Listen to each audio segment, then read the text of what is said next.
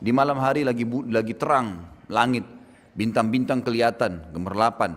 Apalagi zaman dulu tidak ada penerang lampu seperti kita, tidak ada penerangan lampu. Jadi kalau orang makin gelap, tidak ada penerangan lampu, makin terang kita melihat langit ya. Kelihatan bintang-bintang gemerlapan, kata Nabi SAW, apakah kalian lihat bintang-bintang itu? Kata mereka para sahabat, tentu ya Rasulullah, jelas sekali, terang. Kata Nabi SAW, demi zat yang ubun-ubunku dalam genggamannya, demi Allah, nanti kalian di istana, kalian di surga akan melihat istana-istana di atas kalian, derajat di atasnya, seperti kalian lihat dari bumi sekarang bintang-bintang itu. Jauh sekali, cuma bisa lihat cahayanya. Lalu mereka pun berkata, ya Rasulullah, apakah itu duduknya, tempatnya ahli surga, tempatnya para nabi-nabi? Kata Nabi SAW, bukan. Itu adalah tempat orang-orang soleh dari umatku. Perbedaan derajat di antara mereka. Jadi sangat luar biasa. Oleh karena itu teman-teman sekalian, jangan mulai sekarang, mulai detik ini, ubah sebuah pola hidup yang selalu ada pada diri kita. Seperti misal, banyak orang di antara kita banyak buang-buang waktu kosong. Waktu kosong. Pada saat lagi waktu kosong, kemana kebanyakan orang? Ke pasar, ke mall, habisin waktu. Berjam-jam habisin waktu di situ. Di mall teman-teman sekalian, di dalam sebuah hadis Bukhari dikatakan syaitan menancapkan bendera perangnya di mall, di pasar. Itu tempatnya. Dan kata Nabi SAW, makin tanda-tanda hari kiamat adalah banyaknya pasar bersebelahan. Banyak. Antum bukan tidak boleh masuk pasar, boleh masuk pasar. Tapi bukan program hidup. Jangan begitu weekend lagi libur, Sabtu Ahad, antum masukkan habisin waktu di sana. Teman-teman sekalian, coba renungi apa yang saya bilang ini. Mudah-mudahan kita bisa ambil pelajaran dari situ. Kalau weekend pun kita lagi tidak bisa, kita lagi liburan, Sabtu Ahad misalnya, kita lagi ada waktu lowong, gunakan, coba ubah sekarang pola pikirnya. Hiburan itu bukan mall, hiburan itu bukan pantai, hiburan itu bukan kolam renang. Hiburan itu bukan jalan menghabiskan waktu ke sana sini, buang-buang waktu. Tapi hiburan itu teman-teman sekalian adalah majelis ilmu. Hiburan yang sebenarnya adalah masjid. Hiburan sebenarnya pergi ke rumah anak yatim. Coba begini, teman-teman yang punya anak kecil, coba praktekin deh. Yang selama ini kita tanamkan pada jiwa anak-anak kita kebanyakan adalah habisin waktu pada saat liburan sekolah di mall, di kolam renang. Kadang-kadang bahkan ada di pintu-pintu kolam renang, kita temukan ikhwah yang berjenggot, akhwatnya pakai jilbab besar, ngantar anaknya ke dalam kolam renang. Di dalam satu kolam renang semuanya telanjang. Kalau azabnya Allah turun, kena nggak dia? Dan yang paling masalah adalah bagaimana kita menanamkan pendidikan itu pada anak-anak. Dia akan tertanam di benaknya, oh kalau saya liburan kolam renang, oh kalau saya liburan ke mall. Daripada antum habisin uang 1 juta 2 juta, banyak orang begitu saya temukan, habisin sudah hanya mainin anak-anaknya, mainan putar-putar, ngeng-ngeng ribut. Sebentar naik ayah mau ini, ibu mau ini, gonta-ganti itu, habis percuma. Coba pakai pola ini. Uang yang 1 juta yang antum gunakan untuk habisin waktu tamasya, coba beli beras setengah kilo, bungkusin, bawa anak-anak di mobil, di kendaraan antum lalu bilang, nak, ayah sama ibu mau bawa kamu ke tempat yang paling menyenangkan. Apa itu ayah? Apa itu bu? Mall? Nanti lihat aja sendiri. Bawa ke panti asuhan. Begitu masuk parkir panti asuhan, mereka akan tanya, apa ini? Nanti kamu akan tahu nak, turun, jangan buru-buru. Masuk sampaikan kepada ketua panti asuhan, saya lagi bawa bantuan buat anak-anak yatim di sini dan saya mau didik anak saya supaya membagikan makanan kepada mereka. Tolong dikumpulin semua, kumpulin. Kemudian bilang, nak, tunjuk. Ini anak-anak yatim sekarang. Yatim itu artinya tidak ada ayahnya. Lihat bagaimana ngumpul mereka di satu tempat seperti ini, makanan pun mereka makan rame-rame, mereka tidak bisa minta lebih kalau sudah habis. Orang tuanya nggak ada. Kalian sekarang masih punya ayah, masih punya ibu. Ada pengen makanan tinggal buka kulkas, tinggal minta. Ini lihat orang-orang susah sekarang. Lalu kemudian ini ayah dan ibu sudah siapin bagian-bagian ini, paket, kalian yang bagiin, suruh bagiin. Bagiin ke anak-anak yatim itu, biar mereka bagi ke anak-anak yatim itu. Kemudian suruh anak-anak yatim itu cerita, bagaimana rasanya tidak punya ayah, bagaimana rasanya tidak punya ibu. Dengan bahasa mereka, anak yatim kepada anak-anak kita. Saya jamin teman-teman sekalian, setelah pulang dari situ anak antum jadi orang baik sampai mati. Karena program hidupnya sekarang adalah bantu orang susah. Ada teman saya sampai sekarang, subhanallah, dia jalankan setiap minggu. Setiap minggu, begitu anaknya sudah libur Sabtu Ahad, masuk ke pelosok-pelosok Jawa Tengah, Jawa Barat, Jawa Tengah, sampai ke Jawa Timur. Naik mobil, Sekeluarga, dia, istrinya sama anak-anaknya saja. Bawa paket beras, gula, setiap minggu. Penuh mobilnya di belakang. Dan dia bilang subhanallah, dia bilang sama sekali, teman dekat saya. Dia bilang subhanallah, semenjak saya lakukan program ini nggak pernah susah rezeki saya. Ada saja datang. Saya masuk terus saya bawa, bagi-bagiin, suruh anak-anak saya. Di foto-foto sama dia. Ada orang yang rumahnya sudah mau rubuh, ada orang anak nggak bisa sekolah karena nggak ada baju sekolahnya, ada yang nggak ada sepatunya dan seterusnya. Akhirnya jadi sebuah program hidup. Anak-anaknya sekarang, setiap kali mau tiba hari Sabtu, mereka sudah bilang, ayah tolong beliin duit, kasih duit beliin pensil, beliin pulpen. Ditanya untuk apa nak? Untuk kasih teman-teman saya di kampung yang kita mau datangin.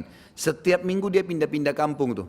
Didata sama dia sampai dia punya data ribuan orang miskin, orang muslim yang tidak ada pernah orang datang bawa bantuan ke sana. Dan anak-anaknya dari kecil sudah dilatih seperti itu. Sekarang anak-anaknya sudah mulai ada yang balik. Program hidupnya adalah kalau susah, kalau liburan pasti ke tempat-tempat ini. Tempat-tempat seperti ini. Kira-kira mana yang lebih bermanfaat teman-teman sekalian? Dibawa ke panti asuhan yang mungkin orang anggap remeh seperti tadi, dengan antum bawa ke mall yang habisin waktu. Bayangkan mall itu selama antum di sana 5 jam musik terus, non-stop, dan musik haram. Yang kedua, berapa banyak orang yang terbuka auratnya? Nah, 1-2 orang saja antum wajib pungkiri, apalagi kalau 100 orang yang kita lewatin. Belum transaksi yang ada di sana, transaksi ribawi. Berapa banyak transaksi ribawi? Bukankah banyak di sana transaksi ribawi? Banyak, bank-bank sewa tempat ribawi ada, transaksi ribawi. Ada transaksi zina. Karaoke-karaokean itu siapa yang bilang bukan zina? Jelas-jelas gelap, dia makan nyanyi tapi ditemani sama lawan jenisnya. Gelap, kemudian dikatakan tidak berzina, ada transaksi zina, ada banyak hal kemungkaran. Lalu antum habisin waktu dan anak antum di situ, kira-kira bagaimana efeknya? Pintu-pintu seperti ini harus diubah. Kalau antum mau istiqamah di jalan Allah, mudah kita tersentuh kalau mendengarkan masalah surga, mau mengajak akhirat sebagai target. Memang urusan dunia harus diperkecil nih, harus dipersempit memang, nggak bisa enggak. Kalau enggak jadi masalah, jadi masalah. Jadi banyak sekali begitu, habis kalau liburan anak sekolah itu luar biasa. Sampai pernah ada ikhwah-akhwat yang dulu sama saya, Ustadz kita kalau liburan sekolah nggak tahu harus kemana. Akhirnya saya pun bawa anak saya ke pantai, bawa ke kolam renang, bawa ke sini, habis waktu. Terus saya kasih pemikiran, kenapa nggak dibawa ke panti asuhan? Kenapa nggak dibawa ke majelis ilmu? Kenapa di benak kita selalu majelis ilmu seperti ini hanya untuk orang tua? Kenapa nggak ditanamkan buat anak-anak? Sebagaimana kita bisa rasakan nyaman ilmu ada, kenapa nggak dibawa anak-anak biar dengar? Misal contoh, kan gitu. Kita ubah sekarang persepsi untuk itu, karena memang kalau mau jadi ahli surga seperti itu teman-teman sekalian.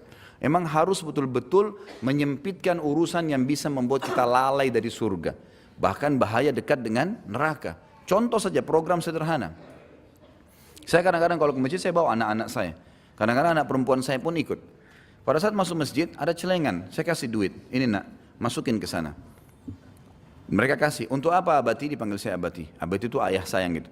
Saya bilang taruh dulu, masukin. Mereka masukin. Begitu mereka kembali, saya bilang ini masjid nak, rumahnya Allah. Itu kotak amal untuk kegiatan masjid. Biasakan kalian menyumbang. Masih kecil, 2 tahun, 3 tahun, 4 tahun, 5 tahun, anak-anak saya alhamdulillah, maka ikut. Akhirnya mereka bicara sama saya, kalau masuk masjid, berarti minta duitnya mau kasih celengan. Baik ini, kasih. Kalau lagi jalan, ada orang miskin lewat, saya panggil. Lalu saya bilang sama mereka, orang itu mendekat mobil dikasih, ini kasih. Atau saya kasih mereka uang, ini uang, buka jendela kalian kasih dari sana. Kok dikasih tadi orang itu? Lihat orang itu bajunya, lihat susahnya hidup mereka. Kalau kita membantu orang susah, maka kita akan mendapatkan karunia Allah. Kata Nabi SAW, sesungguhnya kalian diberikan rezeki justru karena orang-orang susah di antara kalian. Maka setiap saya naik mobil, kalau anak-anak saya lihat orang susah, mereka tunjuk, itu abati orang susah tuh. Tunjuk, itu orang susah, itu orang susah. Berhenti, baik kasih sumbangan. Jadi tertanam dalam benak mereka itu. Kalau saya telepon, lagi keluar, kemudian saya telepon, tanya kabar mereka, yang saya tanya, sudah sholat atau belum nak? Pertanyaan yang penting. Sholat dulu, bukan sudah makan atau belum. Sudah sholat belum nak? Keluar jangan lupa tutup aurat. Hari ini sudah hafal surah apa nak? Oh surah ini abadi. Baik, abadi mau dengar, coba baca deh.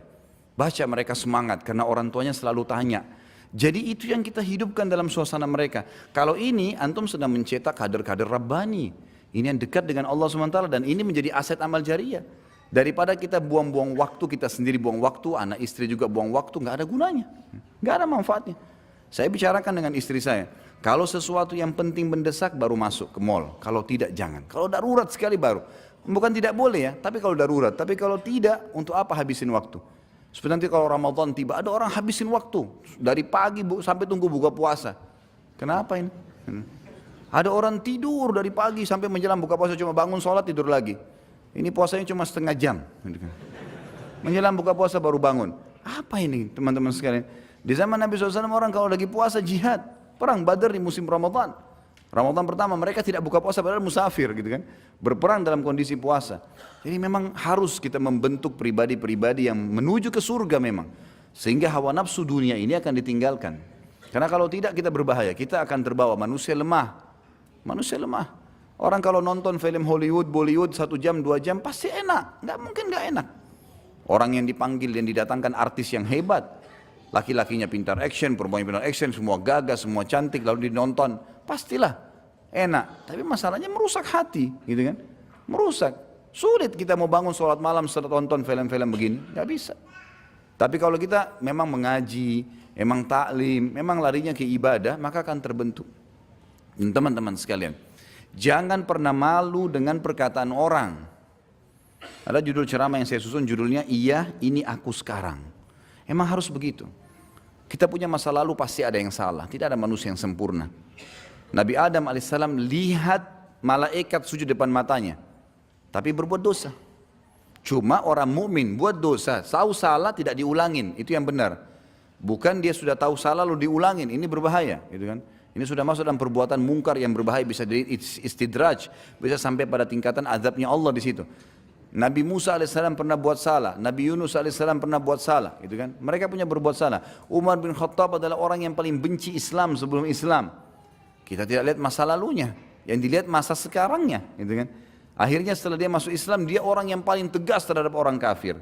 Pada saat dia sebelum masuk Islam, dia peminum khamr. Pada saat masuk Islam, dia yang menjadi penyebab turunnya ayat pengharaman khamr.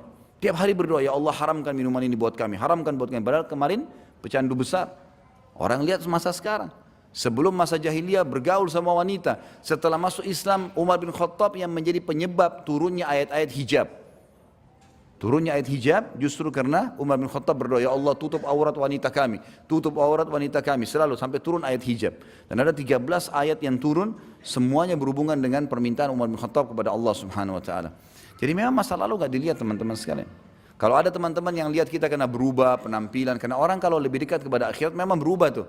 Lebih tenang, jalannya lebih teratur, lebih tawadhu, lebih merendah, kata-katanya lebih santun, selalu mau berbuat baik, membela orang yang sedang terzalimi. Kita selalu begitu, terbawa dengan arus ingin mengejar pahala dan takut berbuat dosa. Itu wajar, orang akhirat begitu. Nanti akan ada olok-olok tuh, kamu alim ya sekarang, kamu begini ya, kamu begitu ya. Jawab, iya ini aku sekarang.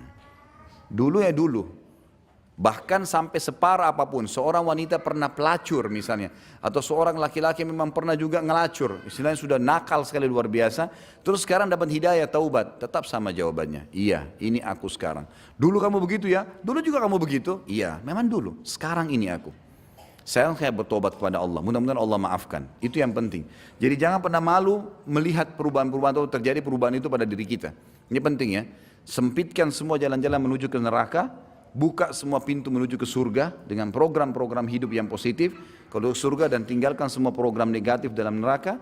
Kemudian sama hal tadi yang saya jelaskan, bagaimana kita tidak boleh malu pada saat terjadi perubahan pada diri kita dan berani jawab.